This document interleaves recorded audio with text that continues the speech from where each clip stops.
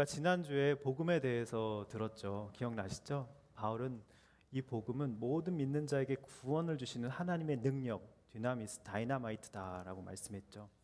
그래서 예수님을 믿기만 하면 믿음으로부터 믿음에 이르는 그 믿기만 하면 그 디카이오신의 하나님의 그냥 선물로 공짜로 주시는 의를 우리가 받게 되고 그 은혜를 우리가 누리면서 살 수 있다는 우리가 복음을 들었습니다.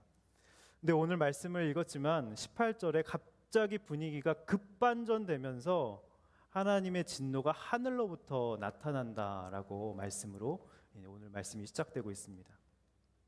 여러분, 복음이 기쁜 소식이라고 할 때는 언제고 갑자기 왜 하나님이 오늘 말씀에 하나님의 진노를 언급하셨을까요?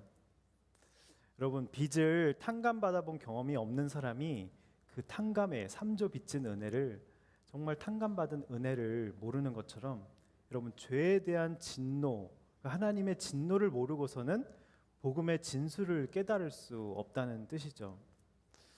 그래서 오늘 본문엔 죄에 대한 그 실상이 18절부터 32절까지 아주 낱낱이 보여주고 있습니다. 여러분, 오늘 그들은 나오잖아요. 그래서 그들의 죄야, 난 그 죄에 해당되지 않아, 이건 세상 사람들에게나 해당되는 거야, 이런 죄와는 나와는 전혀 상관이 없어 라고 받아들이면 여러분 절대로 안 됩니다. 오늘 말씀을 보면서 그들이 바로 나다, 이 모든 죄가 다 내 죄라는 것을 인정하고, 그것을 인정하니까 얼마나 아파요. 내 죄의 현실이 이런 것이구나, 하나님께 진노를 면치 못할 내가 죄인이구나, 이것을 깨달으면 우리 안에 탄식이 나오고 절망이 되게 됩니다. 그래서 그럴수록 더욱 내 안에서 복음이 역사하게 되는 것이죠. 예수님을 더 붙들게 되고요, 죄가 더한 곳에 은혜가 더하다는 말씀이 바로 이런 뜻입니다. 오늘은 첫 번째로 우리가 18절부터 23절까지 하나님의 진노가 어떤 것인가, 하나님의 진노가 어떤 사람에게 내리는가를 살펴보도록 하겠습니다. 18절부터 23절까지 한번 빨리 읽어보도록 하겠습니다. 시작. 하나님의 진노가 불의로 진리를 막는 자들의 모든 불경건과 불의에 대해서 하늘로부터 나타납니다. 이는 하나님을 알만한 것이 그들 가운데 분명히 드러나 있기 때문입니다. 하나님께서 그들에게 그것을 명백히 보여주셨습니다. 세상이 창조된 이후로 하나님이 보이지 않는 것들, 곧 그분의 영원하신 능력과 신성이 그분이 만드신 만물을 통해 명백히 보여 알게 됐으므로 그들은 변명할 수 없습니다. 그들은 하나님을 알면서도 하나님을 영화롭게 하지도 않고 감사하지도 않습니다. 오히려 그들의 생각이 허망해졌고 그들의 어리석은 마음은 어두워졌습니다. 그들은 스스로 지혜롭다고 하지만 미련하게 돼 썩지 않는 하나님의 영광을 썩어질 사람이나 새나 짐승이나 기어다니는 동물의 우상으로 바꾸었습니다. 여러분, 18절을 보시면요, 하나님이 지금 왜 진노하십니까? 18절을 보면요, 불의로 진리를 막아서라고 말씀하고 있습니다. 여러분, 진리가 뭐죠? 진리는 헬라어로 알레세이아인데요, 내가 길이요 진리요 생명이다, 예수님 말씀하셨잖아요. 예수님을 막아서는 게 바로 불의라는 것입니다. 불의가 행실이나 도덕적으로 나쁜 행동, 그런 것을 의미하는 것이 아니라 지금 예수님과 상관없이 내 뜻대로 사는 것, 그것이 예수님을 막아서는 것이 바로 불의라고 말씀하고 있는 것이죠. 여러분, 또 불경건은 뭡니까? 그렇죠? 영어로요, ungodliness. un은 없다죠. God, 하나님. 그죠? 하나님이 NESS는 명사형입니다. 그러니까 하나님이 내 안에 없는 것이 바로 불경건인 것이죠. 하나님을 마음에 두기 싫어하는 것, 그래서 내가 내 인생의 주인이 되려고 하는 것이 바로 불경건인 것이죠. 이 말씀을 묵상하면서 내가 또 이번 한 주를 내 마음에 하나님 두길 싫어하고 말씀 묵상하지 않고 정말 하나님을 몰아내서 쫓아내서 내 뜻대로 살았구나 생각이 되면서 너무 많이 회개가 됐습니다. 여러분, 우리가 매일 아침에 눈을 뜨고 또 어떻게 우리가 하나님을 오늘 기쁘게 할까, 그죠? 이렇게 말씀을 보고 말씀의 빛에 비추어서 우리의 모습을 들여다보지 않으면 우리가 자연스럽게 세상에 휩싸이게 되고 저절로 내 욕망에 따라서 내가 원하는 대로 불의하게 예수님을 막아서면서 내 뜻대로 우리가 살아간다는 것이죠. 하나님을 매일 아침마다 우리가 초대하지 않으면 우리의 마음이 부패하는 것은, 경건치 않게 되는 것은 시간 문제라는 것입니다. 예레미야 말씀에 이런 말씀이 있어요. 심히 부패한 것이 마음이다라고 했거든요.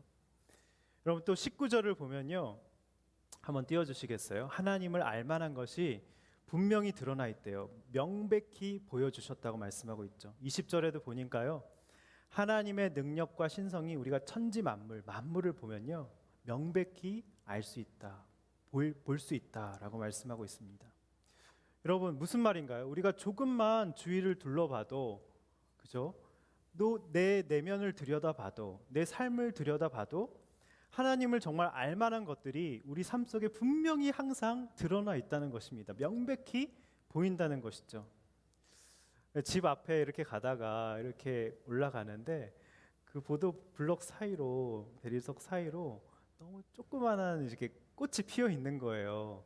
근데 약간 그걸 보면서 내 모습 같다라는 생각이, 어떻게 저렇게 힘든 환경 가운데도 이렇게 고고히 피어날 수 있을까 하면서 염려하고 불안해하는 내 모습을 보게 되면서 갑자기 복음서 말씀이 떠오르면서 정말 염려하지 말라. 들에 핀 들풀도 내가 입히고 먹이는데 하물며 너일까 보냐, 믿음이 없는 승민아. 이 말씀이 이제 내면에 들리면서 눈시울이 붉어진 경험이 있습니다. 여러분 우리 삶에 조금만 돌아봐도, 만물을 보면, 별을 봐도, 그죠? 우리가 이런 것들을 다 느낄 수 있다는 것이죠. 그런데 우리는 하나님을 인정하지 않으니까 20절 마지막을 한번 볼까요? 늘 우린 내 죄에 대해서, 내 삶은 그럴 수밖에 없었다고 하면서 변명을 한다는 것입니다. 마지막에 보면 변명할 수 없다고 했는데 늘 우리가 변명한다는 것이죠. 그게 우리의 일상이라는 것입니다. 선악과를 먹고 들킨 이제 아담이 뜨끔해서 두려워 숨었는데 하나님이 네가 어디 있느냐 물었을 때 아담이 뭐라고 얘기했죠? 무서워서 숨었죠. 왜 먹었냐 그랬더니 제일 처음에 죄가 들어와서 하는 행동이 탓을 하는 겁니다. 하와가 줘서 먹었습니다. 당신이 만든 하와가 줘서 먹었다고 변명을 하기 시작합니다. 또 아론 여러분 아시죠? 모세가 십계명 받으러 올라가는데 아론이 백성들이 와서 모세가 없으니까 불안한 거예요. 그랬으니까 신을 만들어달라, 금송아지를 만들어줬어요. 그랬더니 모세가 와서 불호령을 내렸죠. 동생이 그러지 말라고, 나는 저 백성들이 만들어 달라고 해서 나는 만들어 준 것밖에 없다고 하면서 자기 합리화를 하고 변명을 합니다. 여러분 타락한 인간의 특징은요 이렇게 변명하는 것입니다. 저희 아이들 어렸을 때 누가 이거 먹었어, 누가 이거 깨트렸어, 누가 노트북 망가뜨렸어, 그러면 애들이 자기 아니라고 굉장히 천연덕스럽게 얘기를 많이 하는데요. 유튜브 영상을 봤어요. 어떤 두 부부가 아이한테 막 나무라니까 냥냥냥냥냥냥냥 아니야 막 하면서 영어로 막 얘기하는 그 영상 혹시 보신 분이 진짜 사람은 정말 어려서부터 악합니다. 변명하는 것이 진짜예요. 정말 우리가 변명하는 것이 몸에 익었다는 것이죠. 너 때문이야, 환경 탓이야, 그러면서 우리가 합리화한다는 것입니다. 이렇게 변명을 하게 되면요 21절을 보니까요 뭐라고 나와 있냐면 21절을 보니까 하나님을 알면서도 일부러 하나님을 애써 모른 척하고 그걸 서프레스, 이렇게 누른다는 거. 하나님을 알 만한 것이 있지만 애써 모른 채 우리 마음속을 애써 눌러, 다 그렇게 사는데 뭐 하면서 하나님의 알 만한 것들을 누른다는 뜻입니다. 그리고 나를 만드신 그 창조주 하나님을 영화롭게 하지도 않고 감사하지도 않으면서, 그러니까 내 삶이 늘 불만족스럽고 생각이 허망해진다고 말씀하고 있습니다. 여기 허망해진다는 것은 영어로 보니까 fuddle, 제가 잘 발음했나요? F-U-T-I-L-E, 텅 비었다는 겁니다. 그러니까 감사가 없으면요 불만족되고요, 허망하게 되고요, 텅 비게 돼요. 뭔가 공허한 거예요. 그래서 그 나의 외로움과 공허함을 채워줄 뭔가를 우리는 끊임없이 찾습니다. 그래서 파스칼 여러분 다 아시죠? 팡세 다 읽어보셨죠? 거기에 보면 뭐라고 나왔냐면 사람의 마음속에는 하나님이 만드신 공백이 있는데 이는 어떤 피조물로도 채워질 수 없고 오직 예수 그리스도를 통해서만 채워질 수 있다라고 파스칼이 말하고 있습니다. 근데 우리는 삶을 보면 어때요? 늘 그 공백을 내 힘으로, 내 능력으로, 내 괜찮음으로, 내 알량한 지식으로, 내 지혜로, 내 어떤 것으로 채우려고 굉장히 애쓰면서 내 인생의 주인이 되려고 하면서 내가 내 인생을 경영하려고 합니다. 그것이 지혜롭게 되나 미련하게 됐다는 말씀이 오늘 바로 그 말씀인 것이죠. 그래서 23절을 보면 우리가 결국 하는 행동이 뭐냐면 우상을 만든다고 합니다. 우상. 여러분 금송아지 뭐 이런 거 뭐 이런 게 우상이 아니라요. 여기서 우상이란요. 호모이 오마라는 뜻이에요. 헬라어로. 이게 뭐냐면 헬라어로 어떤 대상의 어떤 대표적인 특징을 유사하게 흉내를 내는 것을 표현하는 단어예요. 그러니까 이스라엘 백성들이 아론에게 우리를 인도할 신을 만들어 달라 했을 때 금송아지를 만들었잖아요. 이게 우리를 인도할 신이라 하면서 하나님 대체물로 금송아지를 만들었다는 것이죠. 여러분 우리가 많은 사람들이 하나님을 믿는다고 하면서 결국엔 자기 욕망이 투사된 어떤 그래서 조작된 제조된 엉뚱한 하나님 대체물을 우리가 믿고 있습니다. 여러분 생각해 보세요. 돈, 명예, 인기 여러 가지 것들 그죠? 하나님을 조작하는 것이죠. 그래서 이런 하나님일 거야. 하나님은 이래야만 해 하면서 그게 바로 하나님 대체제 우상이라는 것입니다. 그러니까 내 문제를 해결해 줄 신, 내 소원을 들어줄 신, 내 병을 고쳐줄 신, 내가 원하는 것을 만족해 줄 신, 내 자식을 그죠 부모라면 내 자식을 지켜줄 신, 그죠 착하게 살면 지난주에 얘기했듯이 내 의와 공로로 유대인들처럼 상 주는 신, 열심히 노력하면 그만한 대가는 받아야 된다고 생각하는 신, 복 주는 신, 이런 것들이 바로 내가 조작해낸 신이라는 것이죠. 그 중심에는 에고 항상 나가 있다는 것입니다. 이렇게 살아가니까 하나님이 진노하실 수밖에 없다는 것이죠. 여러분 이렇게 반문하실 수 있어요. 어떻게 사랑의 하나님이 진노하시냐, 하나님 심판하시냐, 그건 너무한 거 아니냐 이렇게 하는 분들이 계시는데요. 여러분 하나님의 진노는요, 하나님이 이성을 잃고 우리가 생각하는 그런 진노가 아니면 이성을 잃고 막 폭발하신다, 막 쏟아내신다, 막 해대신다 이런 뜻이 전혀 아닙니다. 성경에 보면요, 하나님의 진노는 하나님의 자녀를 너무 사랑하셔서 징계하시는 하나님의 사랑의 일면이 바로 이 진노인 것이죠. 하나님께 등 돌린 사람을 향한 하나님의 진노가 곧 하나님의 사랑인 것입니다. 돌아온 탕자를 향해서 자유의지로 내 마음대로 살 거예요, 내 목 주세요 하고 나갔잖아요. 돌아온 탕자가. 그래서 내어버려 둘 수밖에 없는, 아버지가 아들을 너무 사랑하지만 그 상태로 떠나보낼 수밖에 없는 그 애타는, 그래서 그 아버지와의 관계는, 아버지는 늘 내 아들이었지만 그 관계가 깨어진 바로 그 상태가, 그 자체가 바로 진노이고 심판이라는 것입니다. 하나님의 사랑에, 왜냐하면 죄와 하나님과는 같이 있을 수 없으니까 죄를 짓고 그렇게 마음에 타락한 대로 정욕대로 사는 그 사람, 사랑하는 아들을 보면서 마음 아파하시는 그것이 바로 하나님의 진노라는 것이죠. 첫 번째 적용 질문 드리겠습니다. 여러분, 내 사람의 행위, 내 행위의 기준으로 나는 저 사람보다 낫다, 그런 것으로 불경건, 불의를 그렇게 생각하지는 않습니까? 하나님의 진노를 기준으로 나의 불의와 불경건을 회개하고 있는지, 끊지 못하는 죄에 대해서 우리는 어떤 변명을 하고 있는지, 늘 내 삶이 불만족스럽고 텅 비어서 나의 외로움과 공허함을 채워줄 뭔가를 계속해서 찾고 있지는 않는지, 그것이 바로 하나님 대체제라고 했죠. 내 욕망의 투사로 제조하고 조작한 하나님의 대체품은 나에게 무엇인지 여러분 곰곰이 생각해 보시고 하나님께 나아가셨으면 좋겠습니다. 두 번째로 살펴보겠습니다. 하나님의 내어버려 두심. 하나님의 내어버려 두심이 무엇인가 살펴보도록 하겠습니다. 24절부터 28절까지 다 같이 한번 읽어보겠습니다. 시작. 그러므로 하나님께서는 그들이 마음의 정욕대로 살도록 더러움에 내버려 두시니 그들은 서로의 몸을 욕되게 했습니다. 그들은 하나님의 진리를 거짓과 바꾸고 창조주 대신 피조물을 경배하고 섬겼습니다. 하나님께서는 영원히 찬양받으실 분이십니다. 아멘. 하나님께서는 이 때문에 그들을 수치스러운 정욕에 내버려 두셨습니다. 여자들은 남자와의 정상적인 관계를 비정상적인 관계로 바꾸고 남자들도 마찬가지로 여자와의 정상적인 관계를 버리고 서로 정욕으로 불타올랐습니다. 그들은 같은 남자끼리 부끄러운 일을 행했고 이런 타락한 행위로 인해 그들 자신이 마땅한 증거를 받았습니다. 더구나 그들이 하나님을 아는 지식을 하찮게 여김으로 그들을 타락한 마음대로 내버려 두셔서 합당치 못한 일을 하게 하셨습니다. 여러분 24절, 26절, 28절에 보면요. 계속해서 반복되는 단어가 나옵니다. 마음의 정욕대로 살도록 더러움에 내버려 두셨다. 수치스러운 정욕에 내버려 두셨다. 타락한 마음대로 내버려 두셔서 합당치 못한 일을 하게 하셨다. 여러분 내버려 두다라는 건 뭐죠? 날 좀 내버려둬. 내가 하고 싶은 대로 상관하지 마 그러잖아요. 우리가 개입하지 않는다는 뜻이죠. 간섭하지 않고 그냥 손을 뗀다, 포기한다. 네, 수레바퀴가 이렇게 비탈진 경사면에 있는데 쐐기로 우리를 잡아주시고 간섭해 주시면서 죄를 짓지 못하도록 때론 징계하시고 하나님 우리를 붙드셨는데 그게 풀려서 그냥 스르르 떨어지는 거, 이게 내어버려 둔다는 뜻입니다.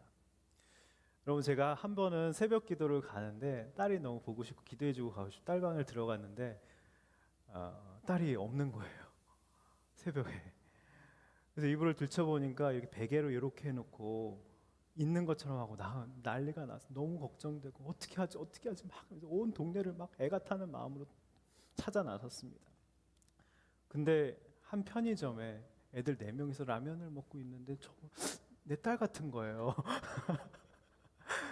너무 우라통이 터졌지만 가서 이름 얘기하면 안 돼. 딸아 여기서 뭐하니? 되게 정중하게 빨리 가자. 태워서 오는데 우라통이 터지는 거예요. 너 왜 그랬냐? 왜 새벽에 너무 걱정하는 거 알지 못하냐? 그러면서 물었더니 뭐라고 하는 대답이 가관입니다. 요즘 유튜브에 애들 사이에 새벽에 편의점 가서 라면 먹기가 유행이라는 거예요. 네, 정말 네. 근데 제가 만약에 딸이 새벽에 나가 놀든 뭘 하든 간섭하지 않으면 어떻게 될까요? 여러분 사랑의 반대말은요 뭐죠? 다 아시잖아요. 무관심입니다. 무관심. 이게 내버려 둔다는 거예요. 얼마나 무서운 말인지 봅니다. 쐐기로 우리를 잡고 계셨는데 그게 스르르 풀려서 우리의 정욕대로 우리가 하고 싶은 대로 그냥 방관하시고 포기하시고, 왜냐하면 자유의지를 주셨기 때문에 그냥 더러움 가운데 내어버려 두시는 거죠. 그래서 이 나타나는 증상이 뭐냐면요, 굉장히 심각한 문제가 우리에게 발생됩니다. 모든 정상적인 관계, 여기 말씀에 보면요, 정상적인 관계를 26절에 보면 정상적인 관계를 비정상적인 관계로 우리가 바꿔버렸다는 거예요. 창조 질서가 스르르 무너지게 되는 것이죠. 여러분 창조 질서가 뭔가요? 우리가 그때 결혼하고 싶은 그때에게 설교로 다 들어서 아시잖아요. 하나님의 형상대로 사람을 만드시고 독초하는 것이 안 좋으셔서 갈빗대로, 그죠? 그것은 예수님의 그 옆구리 피와 물을 쏟아내신 예수님의 사랑을 상징한다고 말씀드렸잖아요. 그 갈빗대로 뼈 중에 뼈, 살 중에 살인 하와를 만드셨잖아요. 그래서 너무나도 아담이 기뻐하면서 부모를 떠나서 남자와 여자가 한 몸이 된다는 하나님이 창조 질서를 우리에게 만들어 주셨죠. 근데요, 이 남자와 여자의 하나됨, 이것이 창조 질서고 구원의 신비인데 여기에는 구원의 신비도 담겨 있어요. 그 구원의 신비가 뭐냐면 우리가 예수님이 하나님을 떠나서 이 낮고 낮은 우리와 같은 눈높이로 이 땅에 오셔서 하나님의 백성인 우리를 신부 삼아 주셨잖아요. 교회를, 그죠? 그래서 교회를 신부 삼아 주셔서 교회와 그리스도가 한 몸이 되게 하시고, 그 이 말씀 구원의 섭리를 남자와 여자의 섭리로 말씀해 주셨거든요. 그래서 에베소서 4장에 보면 그리스도와 교회의 관계를 신랑과 신부의 관계로 구원을 설명해 주시잖아요. 근데 이 남자와 여자의 하나됨, 이 창조 질서 구원의 신비를 인간들은 남자가 남자를 취하고 여자가 여자를 취하는 것으로 하나님의 이 창조 질서와 구원을 온몸으로 지금 거부하는 것으로 지금 동성애를 지금 여기서 말씀하고 있습니다.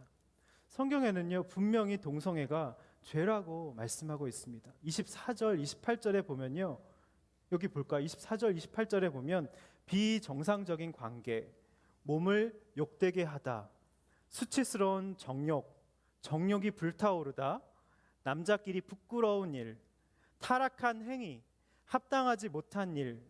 지금 근데 사실 여기서 바울이 말하고자 한 사실은요, 동성애만을 말한 게 아니에요.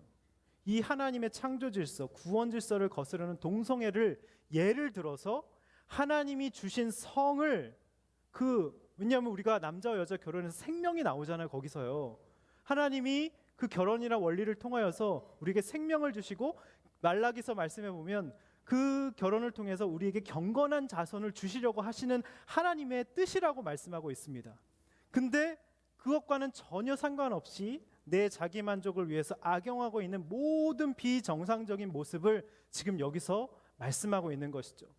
제가 말씀을 준비하면 사실 우리가 눈만 뜨면 이런 기사가 얼마나 쏟아져 나옵니까? 잘 나가는 엘리트들의 이중생활이라는 기사를 봤습니다. 한 김씨 45세인데요. 잘 나가는 회계사고요. 부인과 사랑스러운 두 딸을 가진 행복한 가장인데 그에게 말 못한 비밀이 있는 거죠. 그는 혼잡한 지하철을 좋아한대요. 그래서 여성의 신체와 밀착할 때 강한 성적 흥분을 느끼는데 충동을 억제하기가 너무 힘들다고. 또 어떤 사람은 28세 공무원이에요. 그는 오래전부터 여자 물건을 모으는 취미가 있대요. 속옷, 헤어핀, 손수건 등을 보면 성적 흥분을 느끼는 거죠. 사춘기 때부터 이런 성적 환상이 남달라 많았는데 이런 것들을 모으면서 근데 우리가 이런 것들을 이 시대에서는 성적 취향이라고 우리가 거기다 이름을 갖다 붙이는 겁니다. 또 어떤 사람은 중소기업 부장인데 결혼하지 않았어요. 애인이 있는데 근무 시간에 너무 스트레스를 받으면 야동을 즐기는 이제 나쁜 습관이 있는 거죠. 스트레스가 많을수록 이제 그런 행동이 이제 심해진다고 어떤 이런 기사를 봤습니다. 여러분 우리가 성을 그릇되게 추구하면 모든 거기서 파생되는 죄가 나오죠. 더러움, 그죠? 수치스러운 것들, 정욕, 그죠? 노출, 뭐 관음증, 소아성애, 뭐 가학증, 우리 혼전 동거, 뭐 스와핑, 조건 만남, 정말 이런 모든 것들, 그리고 동성애. 그러니까 마음의 정욕대로 고삐가 풀려서 우리가 그 성을 이렇게 치닫게 되는 거죠. 끝으로. 여러분 한 고백을 듣게 되었습니다. 너무 귀한 고백을 해주셨는데 이분이 이제 어렸을 때 엄마와 외삼촌의 말다툼 중에 이렇게 뜨거운 물이 튀어서 여기서부터 이렇게 다 딘 거예요. 큰 화상을 입은 거예요. 근데 애들이 놀리는 거죠. 다리 화상을 보면 남자애들이 놀린 거예요. 그래서 남자애들이 싫어졌대요. 그래서 그 후로 몸을 감추느라 자존감도 낮아지고 근데 또 아버지가 외도를 하신 거예요. 그래서 생활고에서 시달리던 엄마는 늘 전쟁터와 같았는데 15살 때 집에 돈도 없고 생활고 때문에 아버지 때문에 병원 한번 못 가보시고 어머니가 돌아가신 트라우마가 있으신 거예요. 그래서 폭력적인 아버지 학대 못 견뎌서 가출을 하고 결국 아버지 같은 남자 이런 사람 만나지 않겠다 하면서 다짐하면서 사셨대요. 근데 18살 때 같은 반 동성 친구에게 이 사귀자는 제안을 받은 것이죠. 뭔가에 끌려서 이제 동성애를 그렇게 하게 됐고 하나님의 진노가 임해서 이 선택은 오랜 세월 동성애 그 사슬에 묶여서 정말 그 악한 정욕대로 자기가 살게 됐다고 너무 힘들었다고 고백을 하셨습니다. 근데 당시 파트너 이제 그 카페가 있대요. 파트너 언니와 함께 그래도 뭔가 공허하고 그 펄을 뭔가 마음이 헛되고 공백이 있으니까 하나님을 찾으러 교회에 나온 거예요. 근데 사촌 언니라 그 언니를 파트너를 속인 거죠. 근데 말씀을 듣고 나눔을 하면서 찔림이 있고 죄책감이 있어서 이제 오픈을 결심하고 그 순에서 이제 나눈 거죠.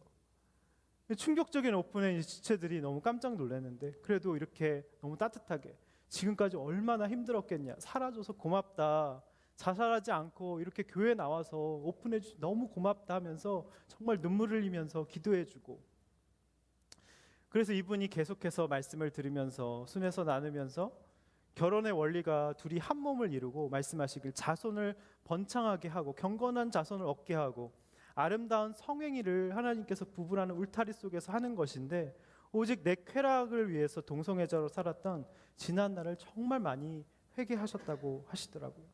그래서 파트너 언니분과 분리를 하게 되고 지금은 이제 소그룹 리더로 너무 잘 섬기고 계십니다. 여러분 하나님이 내버려 두시면요 모든 정상적인 것들이 정상적인 관계가 비정상적인 것이 하나님의 섭리를 거스르게 되고요 창조 질서가 무너지게 됩니다. 여러분 사단은요 가장 하나님의 비밀 섭리가 담긴 그것을 가장 타락을 시킵니다. 그래서 그 가장 하나님이 주신 선물인 성을 부끄럽고 더러운 것으로 만들어서 인간을 파괴하고 가정을 파괴하려고 하는 것이죠. 두 번째 나눔 질문 드립니다. 부끄러운 욕심이나 음란으로 나의 몸을 욕되게 하고 있지는 않는가? 또 동성애나 성소수자에 대한 인권만 강조하면서 하나님의 창조 질서, 진리는 외면하고 있지는 않은지, 정상적인 관계를 거스러 행하는 죄는 무엇인지 한번 곰곰이 생각해 보시고 또 용기를 내시면 또 나눠보시면 좋겠습니다. 마지막으로 나누겠습니다. 죽어 마땅한 짓, 죽어 마땅한 짓, 이것이 무엇인지 마지막으로 살펴보겠습니다. 29절에서 32절 한번 읽어보겠습니다. 시작. 악행과 탐욕과 악의로 가득 차 있으며 질투와 살인과 다툼과 사기와 악독으로 가득 차 있습니다. 그들은 수군거리기를 좋아하고 서로 헐뜯고 하나님을 미워하고 건방지고 교만하고 자랑하기를 좋아하고 악한 일을 궁리에 내고 부모를 거역하고 어리석고 신의가 없고 인정도 없고 무자비한 자들입니다. 그들은 이와 같은 일을 행하는 자가 죽어 마땅하다는 하나님의 법규를 알면서도 그런 짓을 계속할 뿐만 아니라 그렇게 행하는 자들을 옳다고 합니다. 여러분, 사실 이 말씀을 보면서 우리가 너무 뜨끔뜨끔하지 않습니까? 사실 28절과 29절에 갑자기 이렇게 분위기가 바뀌고 있는데요. 바울이 너무나도 정교하게 이것을 이렇게 구성하고 있다는 것을, 성령의 감동으로 구성하고 있다는 것을 우리가 알아야 돼요. 바울은요, 지금 동성애가 하나님의 질서를 거스르는 것이고 더럽고 수치스러운 정욕이라고 했잖아요. 그런데 바울은 갑자기 우리에게 훨씬 더 익숙하고 우리가 일상에서 늘 하는 그런 죄들, 질투나 험담, 그죠? 수근거리는 것, 배신 같은 다른 많은 죄들을 곧바로 지금 언급하고 있습니다. 이유가 있죠. 왜 그랬을까요? 왜냐하면 이 로마서는 경건한 그리스도인 유대인들 또 이방인 그리스도인들을 위해 쓰여졌거든요. 강한 자, 약한 자. 그래서 로마 교회에는 이런 갈등이 있었습니다. 그래서 이방인, 진짜 보편적인 죄인이다라고 얘기하면서 유대 그리스도인들이 이런 이방인들처럼 자기는 이렇게 음행을 안 하고 깨끗하게 살고 그 다음에 이런 죄는 짓지 않으니까 판단하는 마음이 들었던 거예요. 그래서 이런 일반적인 모든 사람이 질 수 있는 죄를 언급하면 너희도 죄인이다라는 그런 바울의 숨은 의도가 있습니다. 그러니까 지금 동성애를 어떻게 보면 나와 다른 일, 저건 진짜 죄인이야, 도착이야, 성도착이야 하면서 그냥 내가 일상적으로 짓는 질투나 험담은 죽어 마땅한 것으로 우리가 생각하지 않는다는 것이죠. 그래서 나는 옳은 양, 저 사람은 틀리고 잘못된 것인 양, 나는 그들과 다르다고 하는 것처럼 하나님이 너무 마음 아파하시는 건 없다는 것을 지금 말씀하고 있는 것이죠. 그래서 29절부터 21가지 죄악이 나오는데요. 뭔가 불의, 악행 뭐 다 말할 수가 없어요. 우리가 신문에 보면 다 나온 내용이고요. 우리가 일상적으로 우리가 짓고 있는 죄들이 여기 다 나오고 있습니다. 우리가 얼마나 수군거리기를 좋아해요. 그죠? 질투하고 살인, 마음으로 형제를 미워하는 것마다 살인이라고 말씀하고 있잖아요. 그리고 건방지고, 우리가 얼마나 건방집니까? 시건방을 또 하나님 앞에서 내가 내일은 더 잘할 수 있다. 하나님을 내 마음, ungodliness, 불경건, 하나님 마음에 두기 싫은 거예요. 내일은 내가 할게요 하면서 얼마나 시건방을 떱니까? 바로 이것이 나의 모습이라는 것이죠. 그래서 32절을 보니까 이 같은 일을 행하는 자는 죽어 마땅하다라고 나오고 있어요. 32절 마지막 한번 볼게요. 이 모든 일을 행하는 자는 죽어 마땅하다. 그죠? 근데 그런 짓을 계속 한다고 말하면 32절을 끝마치고 있습니다. 여러분, 이걸 들으면서 여러분 어떠십니까? 나는 그렇지 않아. 나에게 해당되는 건 몇 가지뿐이야. 이 21가지 죄를 다 지은 사람도 사형에 해당되지만 개역개정에 보면 죽어 마땅하다를 더 무서운 표현으로 사형이다. Put to death. 그렇죠? 사형, 너는 죽어 마땅해라고 하나님이 아예 이렇게 하나님의 진노로 꽝꽝꽝 하셨다는 거예요. 근데요, 21가지 지은 죄 다 지은데도 죄인이지만 수근수근하는 죄, 험담하는 죄 한 가지만 지어도 똑같이 사형이라고 말씀하시는 겁니다.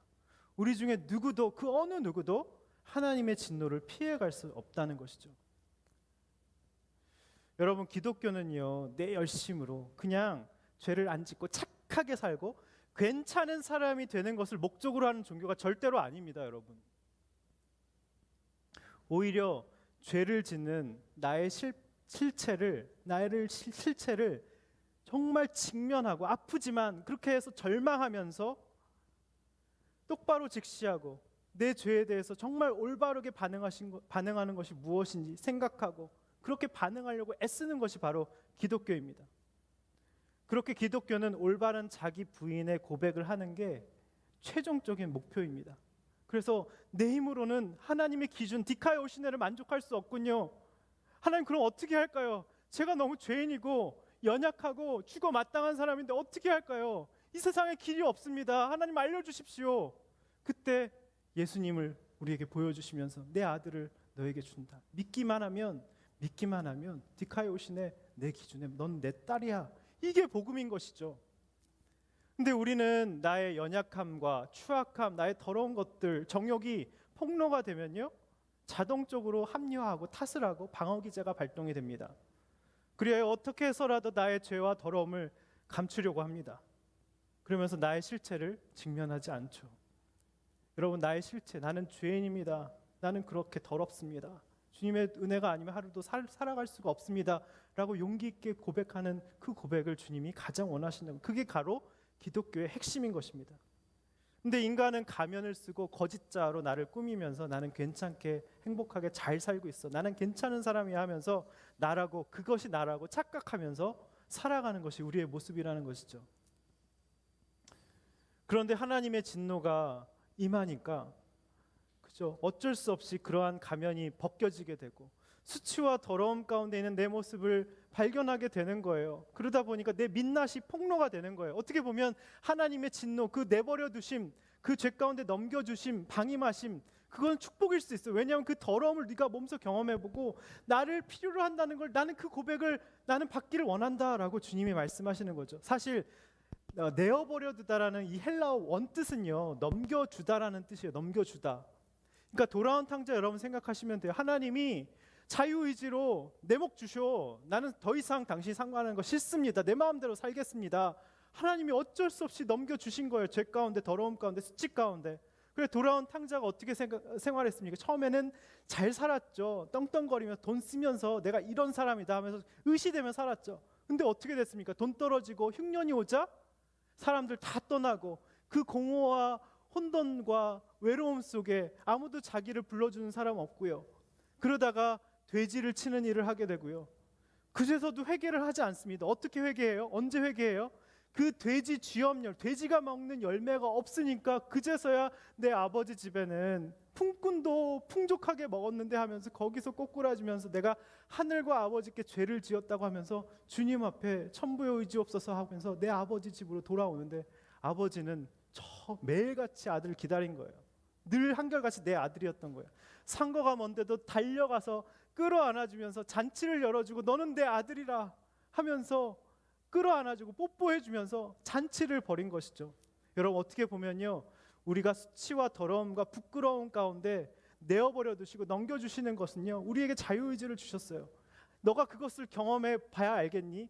그냥 내 집에 있을 그것으로 만족했으면 좋겠는데 경험하게 하셔서 그 모든 추악함과 더러움, 나의 민낯을 보게 하셔서 하나님 앞에 꿇어 엎드려서 하늘과 아버지께 죄를 범했다고 주님 앞에 그 고백을 받아내시기 위해서 하나님이 아픈 마음으로 우리를 그 진노 가운데, 더러움 가운데 넘겨주신다는 거죠. 하나님의 섭리 가운데. 여러분, 그래서 그때 바로 고백하는 것, 저는 죽어 마땅한 자입니다. 이렇게 자신의 실체를 볼 수 있는 자가 하나님이 기뻐하시는 자고 성도고, 이것이 바로 기독교의 본질인 것입니다. 그렇게 고백하는 자만이 아이러니하게 겉과 속이 일치한 사람인 것이죠. 위장된 가면을 벗고 자신의 내면 실체를 겉으로 솔직하게 나는 이렇게 더러운 사람입니다. 하늘과 아버지께 죄를 범했습니다. 내가 죄인 중에 괴수입니다. 이걸 기독교에서는 회개라고 하죠. 진짜 내가 누구인지 아는 것이 바로 회개인 것입니다. 그래서 내게 주님이 필요합니다. 이게 바로 성경에서 말하는 상한 심령인 것이죠. 상한 심령을 주님은 멸시치 않으시고 상한 심령을 주님께서는 알아주시고 잔치를 벌여주시는 것, 이게 바로 기독교의 본질인 것입니다. 마지막으로 적용 질문 드리겠습니다. 21가지 죄의 목록 중에 내가 전공으로 짓는 죄는 무엇입니까? 하나만 지어도 사형에 해당되는 것이죠. 순원들과 나는 탐욕인지, 나는 사기인지, 나는 비방하면서 한번 여러분 나눠보시기 바랍니다. 나는 어떤 가면을 쓰고 살아가고 있는지. 사실 안에는 더러운 정욕과 추악함이 있지만 나의 민낯이 드러나면 창피하고 부끄러워서 솔직하게 고백하지 못, 하나님께도 그렇게 고백하지 못하는 나의 실체에 직면하며 회개한 경험이 있다면, 아니면 회개하지 않으셨다면 오늘 바로 그 주님 앞에 회개하시면 됩니다. 오늘 이 시간 찬양하고 기도할 때 하나님, 오늘 알려주신 죄의 실상, 하나님 그 모든 것들이 제 안에 있습니다. 저는 죽어 마땅한 죄인입니다. 하나님이 내버려 두신다는 것이 얼마나 무서운 말인지 모르고 날 좀 내버려 두라고 하면서 하나님, 내 원하는 대로, 내 정욕대로, 내가 하고 싶은 대로 살려는 나의 타락한 의지, 죄성을 주님 불쌍히 여겨 주시옵소서. 또한 동성애자를 비난하면서 나는 혼자 옳은 양, 그들과 다르다며 판단하는 우리를 불쌍히 여겨 주시옵소서. 바로 이 21가지 죄악, 그 모든 것이 바로 내 안에 있습니다. 하나님, 나는 괴수입니다. 죽어 마땅한 자입니다.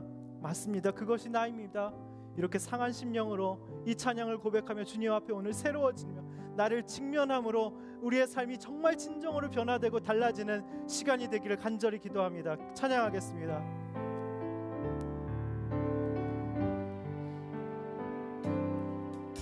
나 주를 멀리 떠났다. 이제 옵니다. 이제 옵니다. 나 죄의 길에 시달 주여 옵니다. 주여 옵니다. 나 이제 왔으니 나 이제 왔으니 내 집을 찾아 주여 나를 받으사 맞아 주소서. 그 귀한 세월 보내고 귀한 세월 보내고 이제 옵니다. 뉘우치는 눈물로 뉘우치는 눈물로 주여 조용히 목소리로 옵니다. 나 이제 왔으니 내 집을 찾아 주여 나를 받으사 주여 나를 받으사 맞아 주소서. 죄에 매여 고달파 죄에 매여 고달파 이제 옵니다.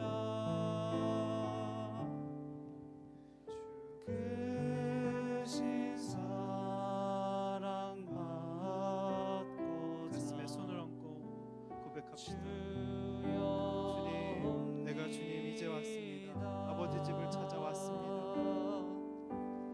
나 이제 왔으니 내 집을 찾아 주여 나를 받으사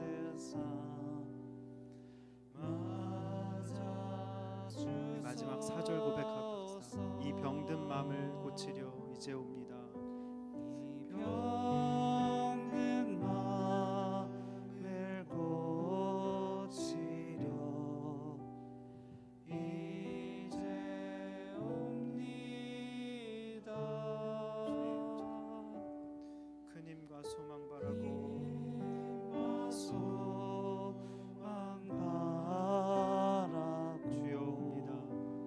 주여 옵니다. 나 이제 왔으니 나 이제 왔으니 내 집을 찾아 주여 나를 받으사 맞아 주소서. 오늘 이 시간 주님 앞에 회개하기 원합니다. 주님, 오늘 본문의 말씀으로 알려주신 죄의 실상이 모두 저에게 있습니다. 주님, 나의 죄입니다. 그것으로 인하여서 우리가 이 시간 절망합니다. 길이요 진리요 생명이신 예수님과 상관없이 내 뜻대로 살고 그것이 불이라고 하셨고 내 안에 하나님 두기를 싫어하고 내 마음대로 살았습니다. 그것이 불경건이라고 하십니다. 주님, 제 마음이 심히도 부패하였습니다.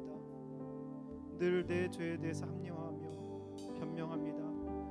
나를 하나님의 형상으로 자녀로 삼아 주셨는데도 하나님을 내 삶에서 영화롭게도 하지 않고 감사하지 않고 늘 내 삶이 불만족스러워 내 생각이 허망해졌습니다. 늘 나의 외로움과 공허함을 채워줄 뭔가를 찾으며 나의 욕망에 투사하여 만든 엉뚱한 신, 내 문제를 해결해주는, 내 소원을 들어주는 신, 그렇게 하나님을 조작하며 우상을 섬기는 죄인입니다. 하나님의 진노는 자녀를 징계하시는 사랑이라고 하셨는데 하나님, 오늘 제가 하나님의 진노를 받아 마땅한 자입니다. 내가 주님을 멀리 떠났다 이제 옵니다. 죄의 길에 시달려 주여 이제 옵니다. 하나님, 그 귀한 세월을 보내고 이제 옵니다. 주님, 저를 받아달라고 이 시간 주님 앞에 회개하며 조용히 기도하며 주님 앞에 나아가겠습니다. 기도하겠습니다. 하나님, 오늘 모든 말씀에 하나님 죄의 실상이 바로 나의 모습입니다. 하나님, 길이요 진리요 생명이신 예수님과 상관없이 내 뜻대로 살며 하나님 불의하게 불경건하게 하나님 내 마음이 심히 부패하여 하나님 내 죄에 대해 늘 변명하며 하나님 나를 하나님 만드신 하나님을 영화롭게 하지도 않고 감사하지도 않고 하나님 늘 내 삶이 불만족스럽고 불안하고 하나님 두렵고 떨려서 하나님 많이 아프고 하나님 생각이 허망해집니다. 나의 외로움과 공허함을 채워줄 뭔가를 찾으며 하나님 나의 욕망을 투사하여 엉뚱한 신을 찾으며 하나님을 조작하며 하나님 대체품으로 하나님 자리에 그것을 섬기며 하나님 죄악 가운데 하나님 진노 중에 하나님 부끄러움과 수치 가운데 우리가 있는 것을 고백합니다. 하나님 이 시간 고백합니다. 하나님의 진노를 받아 마땅한 자임을 이 시간 고백합니다. 하나님, 우리를 불쌍히 여겨주시고 우리를 긍휼히 여겨주시옵소서. 하나님, 이 시간 주의 은혜 하나님 놀라우신 주님의 사랑을 우리 가운데 부어주시옵소서. 하나님, 복음을 깨닫게 하여 주시옵소서. 하나님, 믿음으로만 예수 그리스도를 하나님 주시는 그 값없는 하나님의 은혜를 깨달을 때만 사리틱하여 오신 하나님의 은혜를 말씀해 주시니 감사합니다. 하나님, 나에게 주님의 은혜가 필요합니다. 나에게 주님의 필요합니다. 주님, 우리를 불쌍히 여겨 주시옵소서.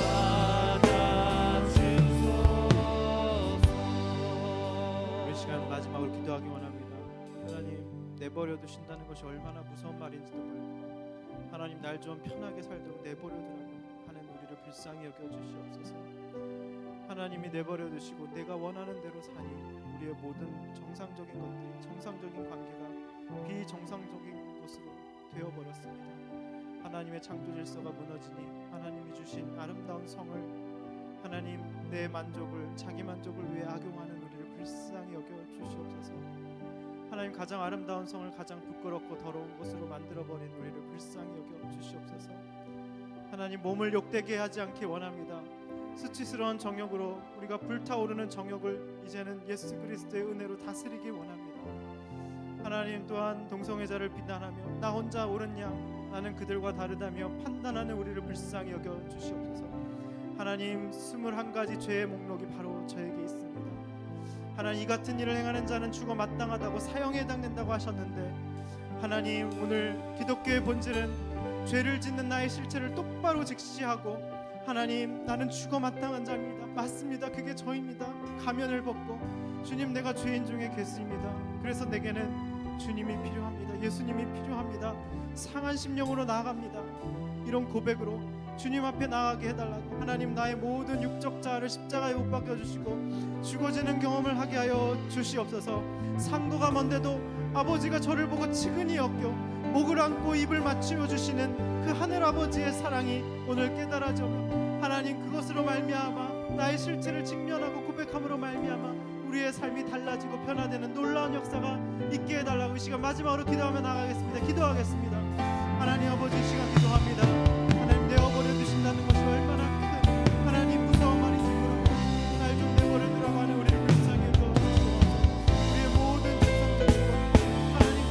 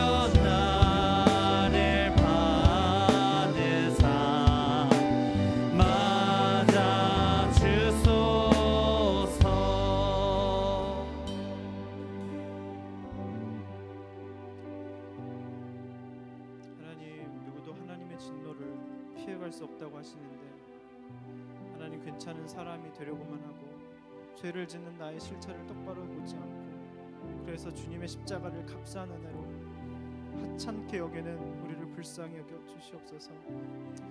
하나님 가장 용기 있는 태도는 내가 죽어 마땅한 자라고 나의 인격의 가면을 벗고 내가 더러운 가운데 있었습니다. 수치와 부끄러운 가운데 있습니다라고 고백하는 자가 가장 용기 있는 자이고 그것을 가장 원하시는데 하나님 이 시간 그렇게 우리가 고백하오니 하나님 값없이 주시는 주님의 디카에 오시네 그 의 너는 내 아들이라 하시며 잔치를 베풀어 주시며 하나님 목을 안고 입을 맞추어 주시는 그 아버지의 사랑에 하나님 오늘 우리가 목이 메입니다. 하나님 이제 그 사랑을 알고 우리가 십자가를 하찮게 여기지 않고 그 주님을 늘 의지하며 말씀을 묵상하며 늘 주님 없이 하루도 살아갈 수 없다는 그 어린아이와 같은 고백을 하며 나아가는 우리의 삶이 될 수 있도록 축복하여 주시옵소서. 하나님께 감사와 영광 올려드리며 예수님의 이름으로 기도드립니다. 아멘. 우리 하나님께 영광의 박수 올려드리겠습니다.